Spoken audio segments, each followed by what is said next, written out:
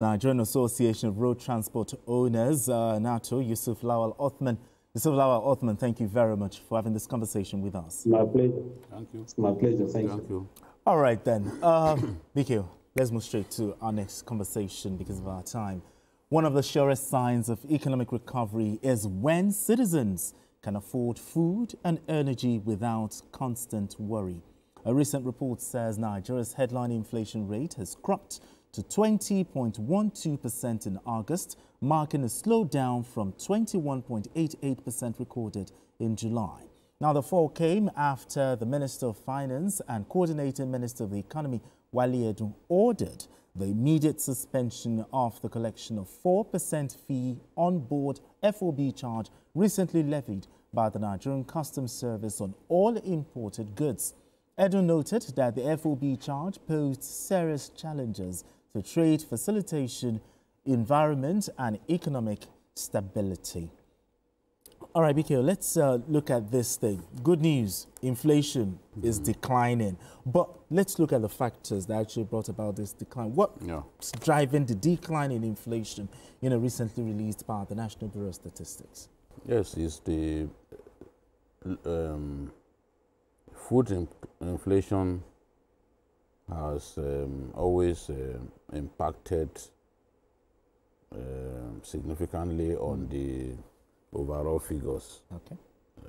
And food inflation has been dropping lately. Food prices are coming down. So there's no way that it will not impact on the overall figure. Inflationary trend. There are a number of things steps that government has taken at state level, at federal level, that are leading to decline in food prices. For example, the supply of high-yield seedlings to farmers in such critical states like Kogi, like Niger, the major food production beds of our country have led to increased production. And increased production naturally will lead to lower prices. All of these interventions that government makes, whether it is to stop food hoarders in their stride, because middlemen have been such a big problem to us. They go buy produce off traders and go and lock them up in their warehouses, trying to create artificial scarcity that will lead to higher prices. Now, responsible governments, especially at state level, are going after these hoarders and forcing them to release what they have locked up in their warehouses to the market. That is helping to drive down prices.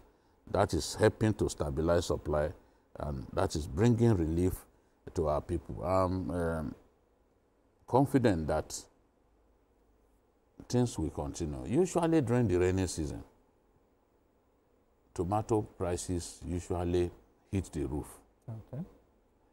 People are asking me, why is that not happening now?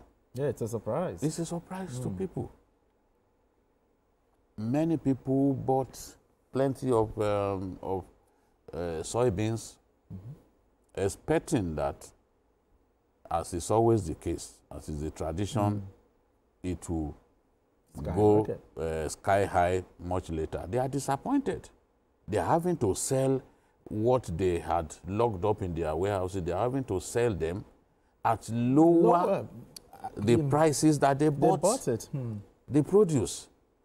And it is like that for rice as well. Rice, according to the Commissioner of Information in Kogi State, rice prices, the price has gone down from 87,000 to between 62 to 65,000 naira. And it is lower than that in some states. So, as long as we are doing everything meant to stimulate agri-production, it will inevitably lead to lower prices. It's unfortunate that some of the interventions like the Anchor Borrowers Program, because the implementation was compromised, it didn't lead to lower prices. Many people were just interested in taking the money and spending the money on politics and all that. Some set up fake farmer cooperatives with the intention of simply accessing the money and then using the money for whatever okay, make them happy. But I'm saying that food prices are coming down because there's a number of reasons. It's not for one reason. Increased production as a result of high-yield seedlings being supplied to farmers and other interventions that government is making. For example, in Kogi State, a big tuber of yam that used to sell at 2,000 naira now goes for 1,200 naira. Cassava flakes, also from Kogi, which is known as Gari, which used to sell at 3,500, is now being sold at 2,400. That's another significant reduction. So we are seeing structured support for farmers, massive distribution of improved seedlings, and opening up of the rural areas through this program, the World Bank assisted program, RAMP. We call it the RAMP project.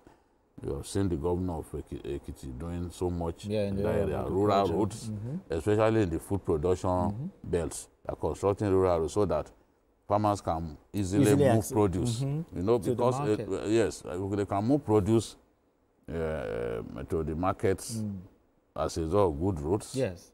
Then even the problem of post-harvest losses will be reduced because it's a problem for most farmers. They can't even move those things. I think that incrementally, as a country, we should help farmers. Government should encourage farmers and then buy produce off them. Be their off-takers. That way, we'll be able to stabilize prices and we'll be able to help the farmers to get value for money. This is what is done in other places. That's what we should focus on, so that the farmer gets encouraged next year to go into farming again. Because if these middlemen step in, they buy these things off them and they don't give them value. I mean, they don't pay them what they should actually pay them. It discourages the farmer. It's something that the Lagos State government is doing. Yes, Lagos State is about to do that now on a very big scale. On a very big scale. In fact, I learned that even Kogi State was one of the states already contacted. Oh, okay. Yes, you know, to go into mass production, and Lagos will buy off them and sell. Lagos will be a big hub, big logistics hub in the coming months because of this plan that they have in place. And don't forget Ogun State. Yes, exactly.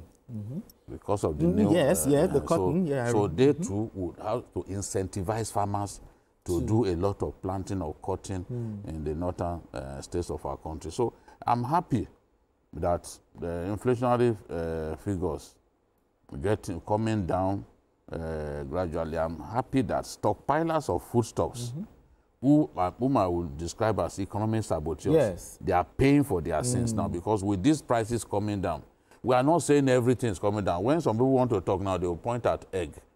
The price of egg is not coming down. No, that's not what we are. Egg is not for everybody now. Okay. It's those who can afford. But people should be able to afford rice, for example, is the number one basic staple food in our country. So I'm happy the inflationary figures are trending down. It was 21.88 in July, now 20.12 in the month of August. So we've seen the fifth straight decline in inflationary figures. And then I'm also happy the decision that the Minister of Finance has taken Yes. To stop the FOB. Even the Manufacturing Association of Nigeria, yeah, they expressed their exactly, joy. They would. Anything that will make life difficult for the importer should not be encouraged. And let's also hope that the CBN will also ease off on the interest rates now that inflation is coming down. Yes, it has to continue to come down. Yes. It has to continue to come down until we get to single digits. Yes. I will a keep 9% won't be a bad idea. I will keep encouraging the managers of our economy to continue to take those steps that will help us ease the inflationary pressures that our people are facing. Well, anyway, it's a beautiful conversation. BK, thank you so much for doing this with us. All right. And that's it on Journalist Hangout today. Join us tomorrow for another episode of the program. Yes, you can watch the repeat broadcast of this episode tonight at 11. Join us on Sunday from 1:30 to 3:30 p.m. for Journalist Hangout on Sunday. We are on YouTube at youtube.com/TVC News Nigeria. I am Benga.